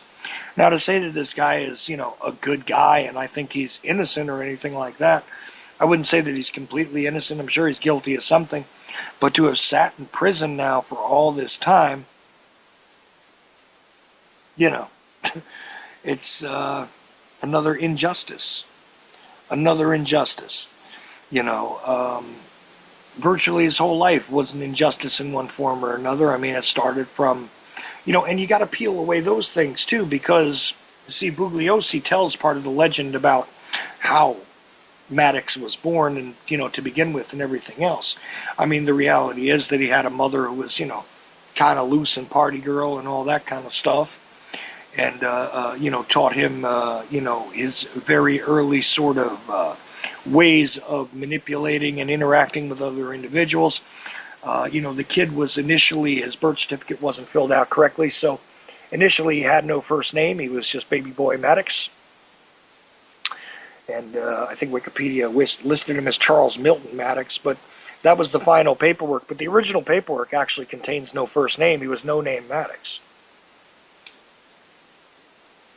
Anyhow, but this is a microcosm of what occurred to a lot of people who were raised by the state, who were absolutely, kept incarcerated, kept set into the system. The fact that this guy is, off the damn wall at this point, not a surprise in my estimation. Not a super talented musician, but, apparently talented enough to get the Beach Boys to record a couple of his songs. Dylan didn't even know who the Beach Boys were, and I'm a little shocked that he wasn't quite aware of, who Guns N' Roses were and all that kind of stuff. I think he was. I forget now. Maybe he's not aware of who White Zombie is, and White Zombie even, over the years has Rob Zombie too, has sampled a bunch of stuff from, Manson family interviews and things like that. And Charles Manson himself, Marilyn Manson himself, the fact that the name is there, and the names of the individuals in that group were all created to push together the, the true crime, murder type imagery along with the sexual imagery.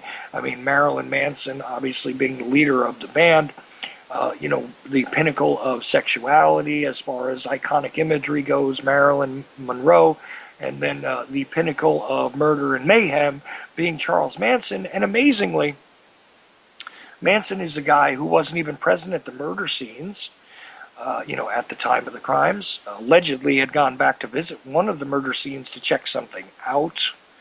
But generally speaking, he was a guy who wasn't even there. And another odd thing that has sort of, come to light in recent years is that he was actually far out of the area at the time and might actually have an alibi for any of the alleged planning stages. Meanwhile, the final conclusion on all this stuff, in my opinion, and I was hoping that Jim would be on here to do this with me, but the final conclusion regarding all this stuff and regarding the actual criminal activity that happened there is that, in my opinion, it was a drug deal gone wrong. That's all it was, is, somebody got burnt because there was this euphoric kind of crap drug that was out there at one point, which I think was called SAS. And Sass is sort of like a really like prehistoric, garbage version of like what ecstasy might be today. Um, Sass was a fairly popular drug among creative types, and there was a big burn there regarding thousands of dollars, and of course in 1969.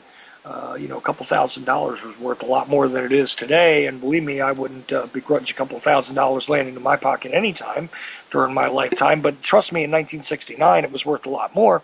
When you're talking about a couple of $1,000s worth of drugs, today that would be something like what a $20,000 drug deal had gone wrong regarding this Sass stuff and these Canadians who completely disappeared from the scene. And Terry Melcher, who was, again, a music producer, Doris Day's son, who had known Manson, who had actually partaken in some of the women that Manson seemed to have control over, because Manson had been pimping and stuff like that. But it was like hippie pimping. It was really weird, kind of the way he slid in and out of a lot of situations. He had been involved in a lot of drug parties, had been present with a lot of celebrities and things like that. And Terry Melcher, not being a major celebrity at the time, was definitely well known in celebrity circles. And this brings in the idea that there may have been interconnection with Sharon Tate, especially through Jay Sebring. Jay Sebring is one of the victims of the Tate residence, who, according to a whole lot of accounts that were very much suppressed at the time of the trial, was a cocaine dealer. Not in very large amounts. He had picked it up and, sort of had used it as his introduction to get in and out of a lot of places. And he had been some sort of hairdresser and this kind of thing. Even some of the hangers-on, some of the women that knew him, from the place where he used to stay right across the street from Cass Elliot, who, was the heavy woman in the Mamas and the Papas. The women that used to hang out there had stated that his cocaine was missing. Interestingly enough, a lot of the drugs, and that's another weird thing, is that, they were hippies, they were thieves, they were scavengers. A lot of these victims end up dying with all kinds of drugs on them. Marijuana not being a big deal, but I mean, marijuana was found on some of the corpses. There were amounts of cocaine found on some of the corpses. There were other drugs that are actually filed, or logged in as part of crime scene evidence that nobody ever even talks about. The fact that these guys never snatched any of this stuff up. Tex Watson, based on his own account, was cranked up on speed, and and all this other stuff. It seems to me that a whole lot of these, sort of misdirected, miscreant, fringe sort of, kids, in essence, got themselves involved in a party scene that got out of control, and probably somebody just handled it. And then people say, well, what about the LaBiancos? Because, they were just like grocery store people and all that.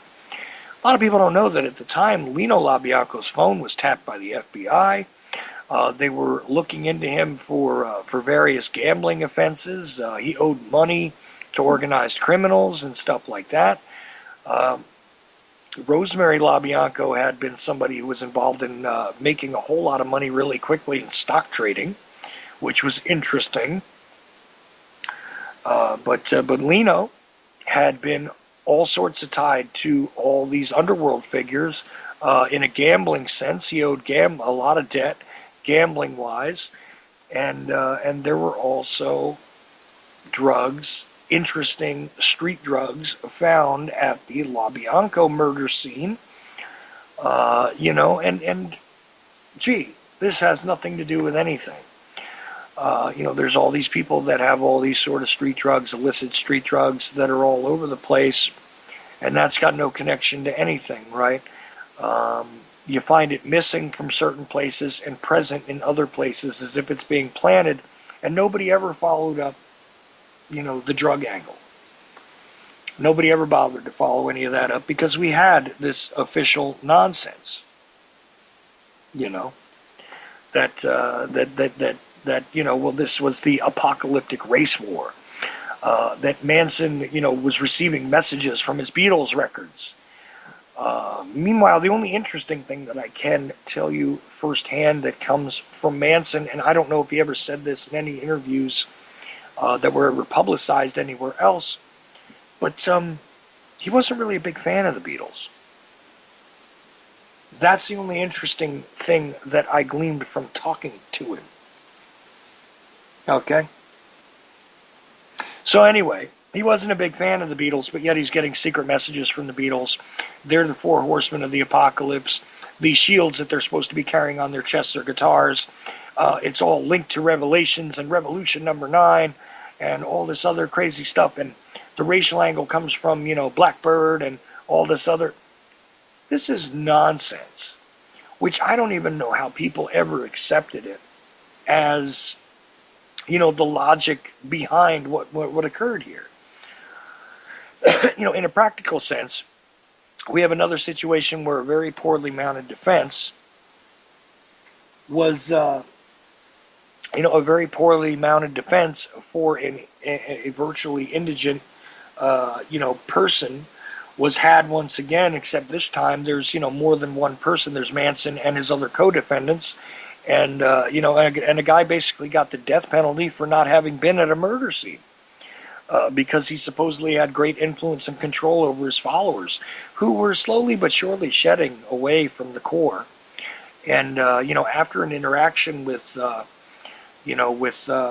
this other drug dealer, I got to think of the name here. I actually had notes here that I was going to ask Jim about. Let's see now. Yeah, okay. Let me explain the Helter Skelter thing too, just really quickly and stupidly. And I can barely do this with a straight face, but let's get to the reality of it. The idea was that if they offed some, if they offed some famous people and they got the attention of the world and blamed it on the Black Panthers, that they might be able to ignite the great race war that was coming, that the Beatles foretold, that was also foretold in the book of Revelations, and Charlie was the messenger. Okay, put that aside. Okay, really. Then, of course, after the Great Race War, which the blacks would win because they were the physically superior, they would not be bright enough to run the world. See? So therefore, Manson and his people would be hiding out in the desert, waiting for the race war to come to an end, would rise up out of the desert and take over because the blacks would need a leader that had a brain. That, again, is the official mythology, right? So, if you remove that, you got to ask what was the motive. If you remove that nonsense and you start to look at the real possibilities and you actually did some true investigative work and didn't want to wrap it up in this crazy mythology, you might find that there's a whole lot more going on. There's a nexus of, of illicit drugs and musicians that are tied all over the place together. Oh, let's see. Yeah, even Dean Martin's daughter at one point meets Manson at Melcher's house. And Melcher basically cut a deal to keep a lot of people's names out of the papers. With Bugliosi, this is something, that again a lot of people don't know. But yeah, he cuts a lot of things.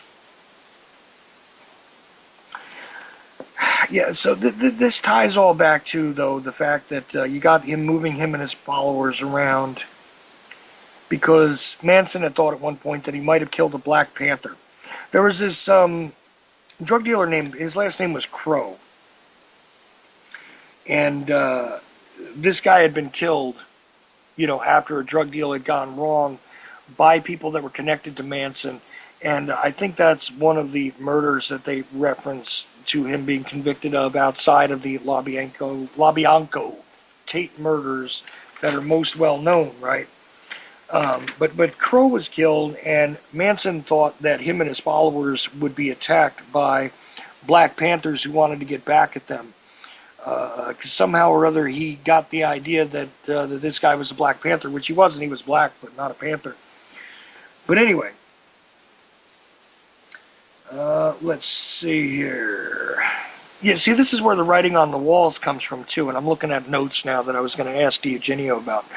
There was writing on the wall at a previous murder scene, which was really evocative and had something to do with a Black Panther murder, and it made a lot of news in L.A. And this was part of the reason why I think some of the writing was had on the walls there. At the one scene they wrote pigs, at the other scene they wrote helter skelter. And it's still unclear to this day, even though more than one person has admitted to doing that writing.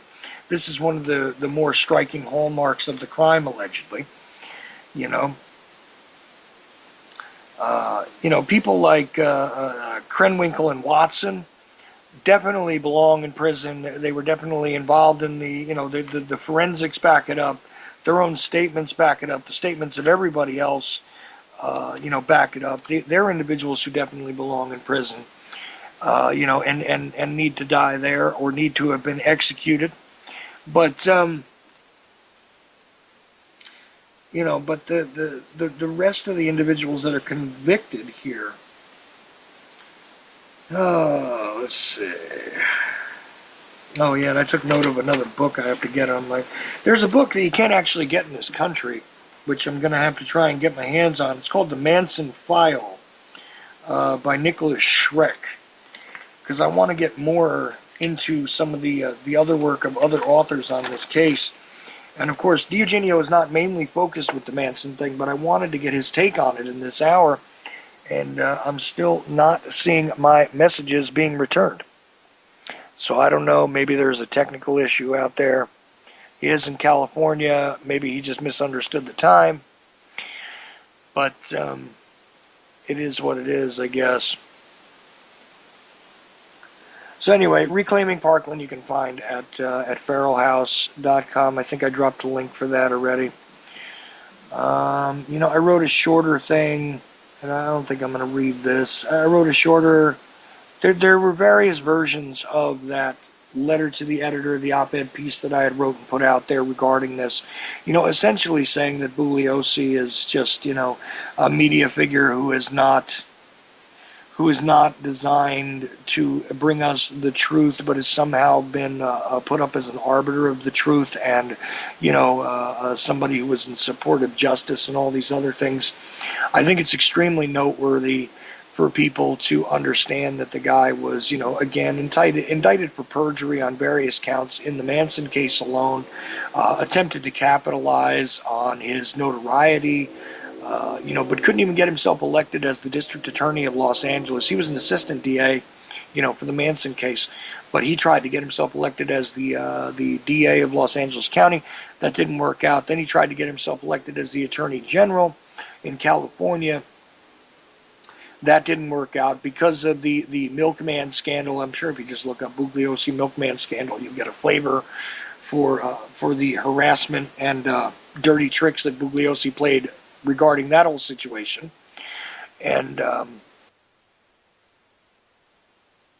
there's also the case later on with his mistress, where the allegations, and I will say that these are allegations that I have not been able to fully prove, but you can find the hint that this woman has been silenced after having been his mistress, after he sort of compelled her to go get an abortion by force. She pressed charges on him at one point. She was compelled later to drop the charges and to take the charge of filing a false police report in Los Angeles, which at the time was only a misdemeanor, as opposed to continuing forward with the prosecution of Vince Bugliosi, who probably deserved to be prosecuted, probably, allegedly, all that good stuff. But this guy is definitely not a clean character in any way, shape, or form. And he has the arrogance about him to try and tell us that his interpretation, his agnostic interpretation of the universe, is the one and only truth you should understand. If you read that book, you can just feel yourself being talked down to. If you bother to read Reclaiming History, I dare anyone to actually get through the entire book. I have only personally known one person who has gotten through the entire book, and guess what? It's me. Everybody else that I've known has only been able to read it in excerpts because it's entirely constructed as a boring piece of crap. I wish I could support his, indictment and, direct attack on George W. Bush for war crimes, the crime of murder, calling for the prosecution of W. I wish I could support him there. But again, when I see that, it required perjury, dirty tricks, the creation of a legend, and all kinds of other malfeasance in order to convict a guy like Manson, who had a legal team that literally half of them were homeless on the Manson family side. I'm not kidding you either. Check that out. You'll actually find that there were members of Manson family's legal team that literally had no homes at the time that they were attempting to defend Manson. So if you take a look at that versus somebody who had the resources of the Los Angeles County Prosecutor's Office and a team of individuals working for him, not to mention the fact that you also had the wonderfully corrupt and always malleable LAPD investigating the situation, hey, want to talk about an unfair fight, right? So, of course, taking on a guy like Lee Harvey Oswald, he's going to be an honest arbiter of truth there, isn't he? And gee, that whole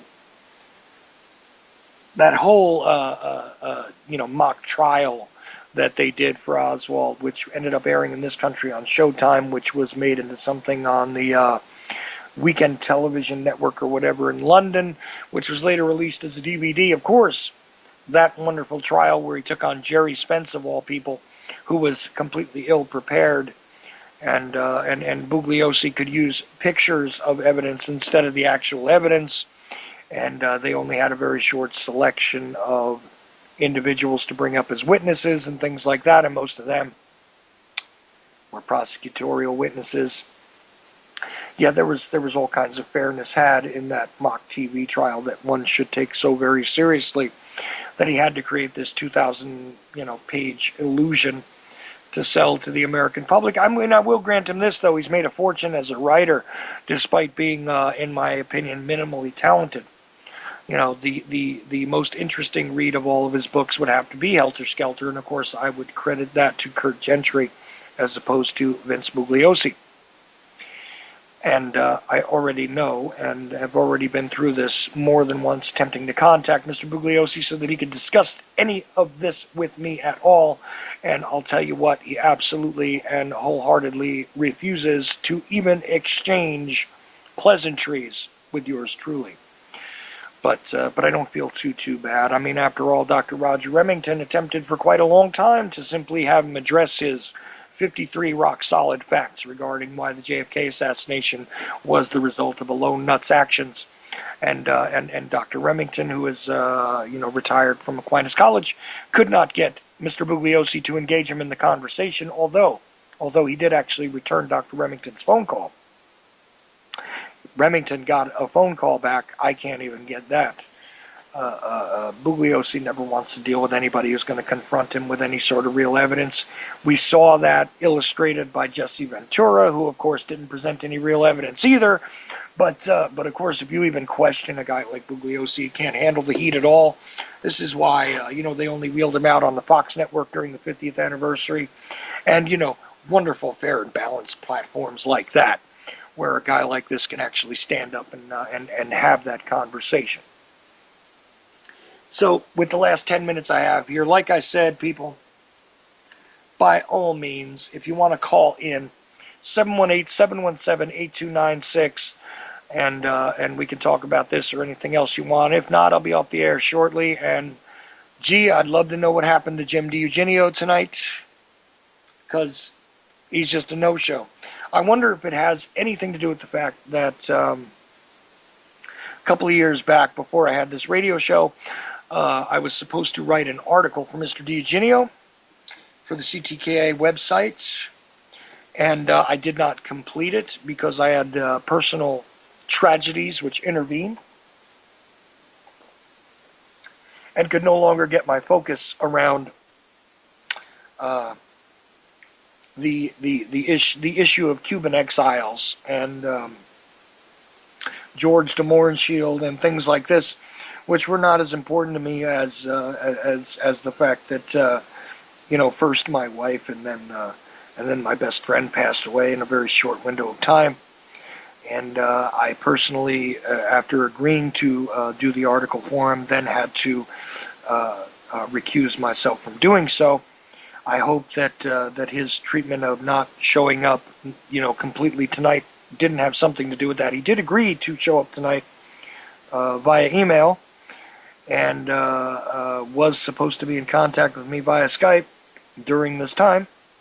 I hope it's a miscommunication, because this is actually the second time that I thought I was going to have him as a guest. The one time I didn't have a firm confirmation, so I didn't blame him for it, but this is the second time. So I hope that this is not the case, that it's not simply a grudge from the fact that I didn't follow through with that article, because it was no longer a timely thing for me to do, and this was back in 2012 that I agreed to do the article.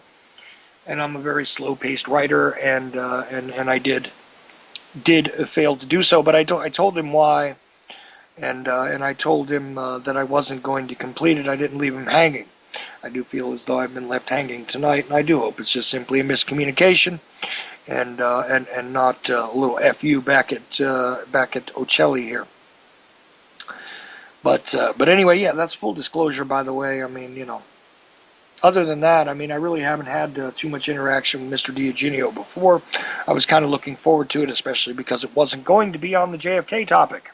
It was going to be all about the Manson issue and, the research that he did regarding that, which I think is of interest. And I may have to simply revisit this show, get myself a better first-hour setup guest than Dylan, who had no idea about any of it.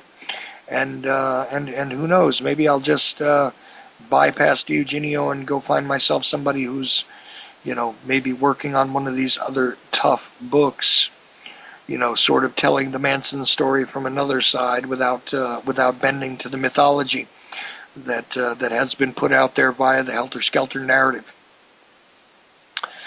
So at the end of the day, I think that Manson's an interesting guy, and actually, if you listen to a lot of his philosophical beliefs, his beliefs about not damaging the world and believing that we're all part of the same thing.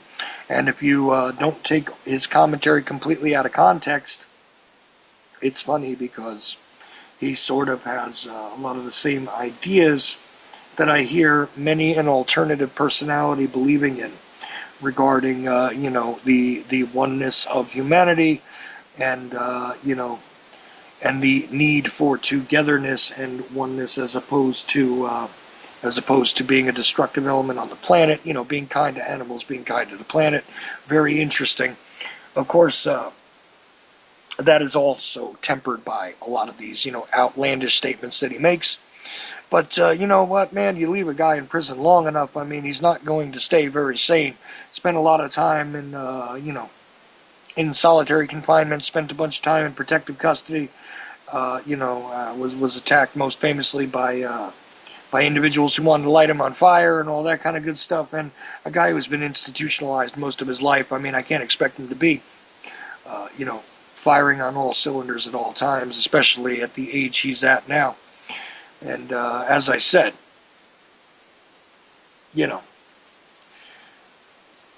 doesn't DiEugenio make pizza? No, I think you got the wrong. Spelling there. Jim DiEugenio, who is he? Yeah, like I said, the author of Destiny Betrayed, the guy who runs the CTKA website, the guy who's on Black Op Radio every week, who does come out and do lots of radio shows regarding the JFK assassination, the publisher of The Assassinations, the publisher of Probe Magazine, who is a lecturer on this case and other historical things, who has discussed JFK's foreign policy at a lot of symposiums.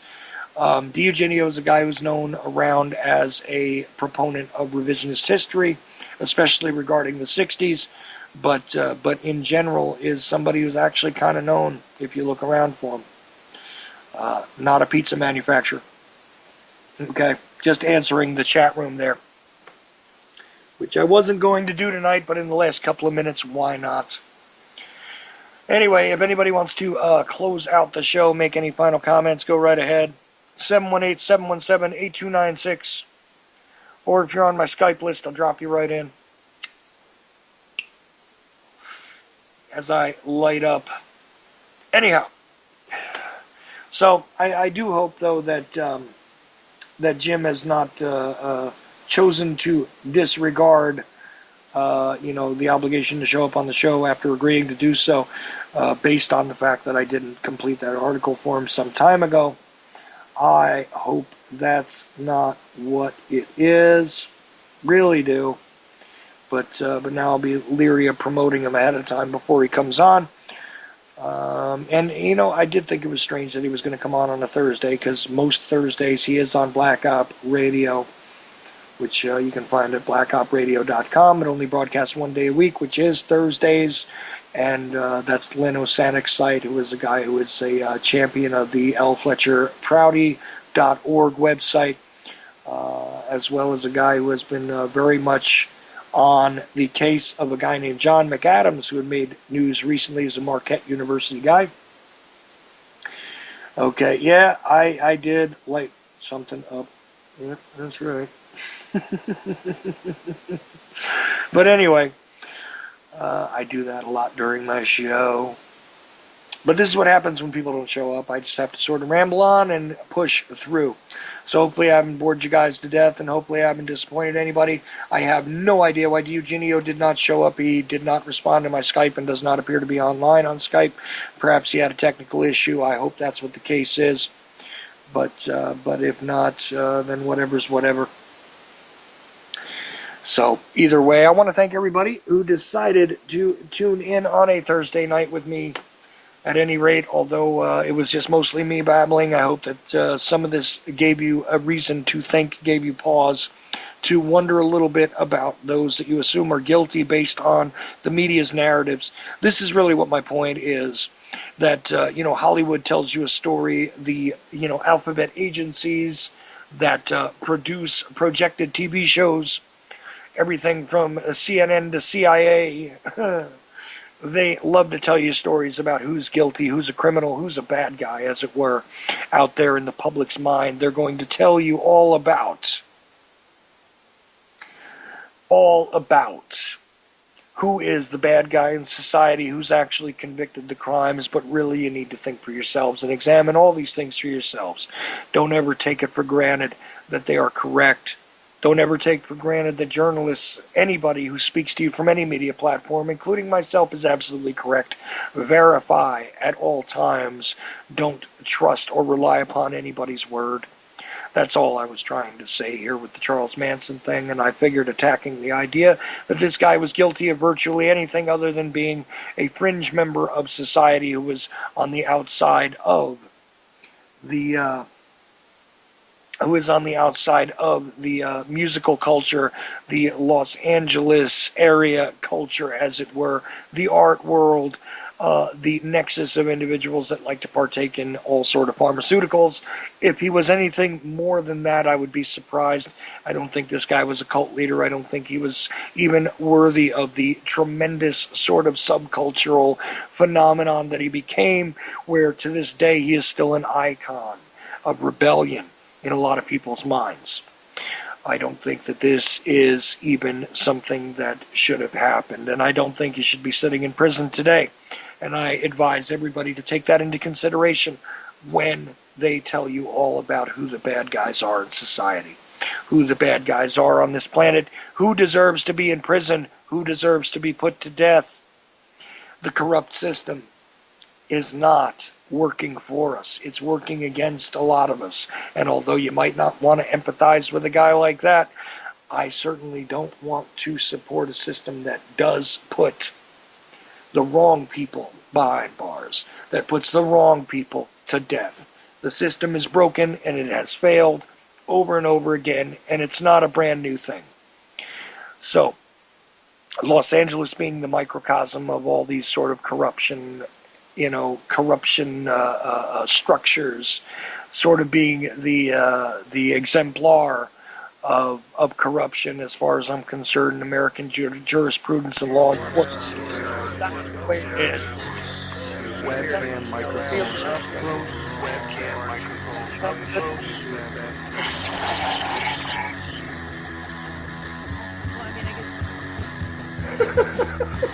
at the age of 19 in 1962, she was a... See, but I have the files. You know, I read this stuff at the National Archives, and I read these other things. I said to in myself, all these books, that guy how can that reminds be me of possible? the brain. You know, pistols and fondle slab of choice, and computers doesn't really matter. Internet, professional wrestlers, and not Jesse Ventura style. It doesn't matter where the information comes from as long as it's real. It doesn't. It's hard to get real information because seriously, they don't want you to